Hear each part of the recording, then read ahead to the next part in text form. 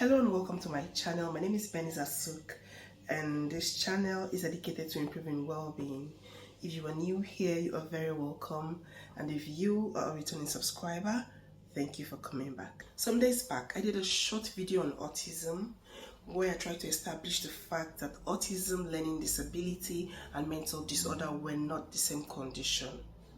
Also in that video, I stated that it would be unfair to write off someone as having a mental disorder simply because they fall under the autistic spectrum or because they have a learning disability. Today, I'll be throwing more light on how we can understand the differences in these conditions and how we can live with people who have these conditions. Someone may be wondering, do I really need this information? I mean, there are people out there who are trained to deal with people with these conditions. What do I really need this information for? I would say you need this information, and here is why. For each of these conditions, we have extreme and mild cases. There are extreme cases where people are totally dependent, they can't function on their own, they cannot, go to school, they cannot really function in the society on their own. And there are mild conditions where some people are able to manage these conditions, go to school, function properly. I mean, they're working like every other person in the society. But the fact that they're able to, manage their symptoms and are functioning very well in the society doesn't mean from time to time these symptoms will not pop up to affect them. Like, it may not be as frequent like those in extreme cases, but once in a while, even with the mild symptoms, these symptoms can come as challenging behaviors. When we find, because we work with some of these people in our offices, we live with some of them as spouses, children, some of them are our doctors, teachers. But the fact that they're able to manage their conditions and are able to function very well in the society doesn't mean these things cannot affect them once in a while. So when we understand these symptoms and understand that, okay, some people are actually functioning and doing well even with these symptoms, when this challenging behavior pops up, sometimes you can be able to make excuses for them. We can have patience with them, we can have empathy with them. That's why we need to understand these symptoms. That's why we can better understand how to live and function with these people in the society when we meet them in our day-to-day lives. Let's look at the level 1 autistic spectrum, for example, which is a mild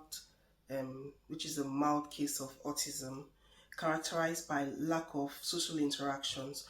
Children in this spectrum are able to listen and make complete sentences but lack the capacity to engage in back and forth conversations. Adults in this spectrum lack the flexibility for change, often have a need to stick to a particular routine, and most times are unable to function without proper planning.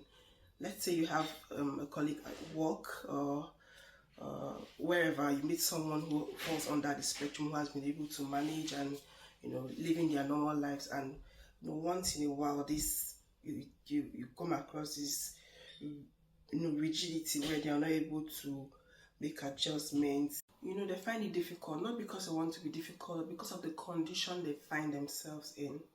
Let's look at mild cases of mental disorder, for example. Some examples are panic disorder, anxiety disorder, and obsessive compulsive disorder, which is OCD. Let's say, for instance, you're working or you're in an environment with someone who has one or two of these symptoms. If we don't understand these symptoms and how they work, how do we,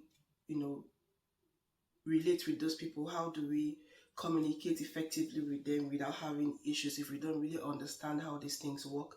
So having this understanding goes a long way to help us deal with people with these symptoms. And it's important that we have an understanding of these things so that when we come across people who are trying their best to live their their normal lives even with these conditions, we can find a way to have good interpersonal relationships with them. So having said all of this, I came up with an acronym which can help us which can help improve our relationship with people living with these conditions when we meet them out there in the society. And the acronym is UAE. U stands for understanding. When we understand these terminologies and understand the symptoms associated with them, it can help improve our relationship and help us deal with these people when we come across them. A stands for acceptance, accepting that these conditions exist, and these people have them not because they want to be like that. Life just happened to them. And then E stands for empathy. When we have empathy, we would make excuses for them, we would have patience with them, we understand that these things just happen, and they are trying their best, especially for those who have tried to be to live independently. We have empathy, we understand that they are trying their best, and we can have patience and understanding to accept them the way they are and live with them.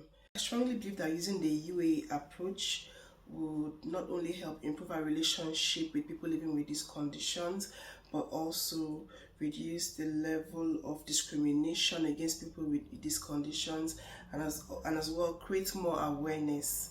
We may think these things are out there enough, but you'll be surprised at how many people don't have an understanding of these things, or don't have that patience and empathy for people living with these conditions. So I strongly believe that implementing this UAE approach, which is the understanding, acceptance and empathy approach, would help reduce the stigma associated with these conditions and create more awareness. If this video has taught you something, please remember to like, subscribe and share it with someone. Thank you for watching.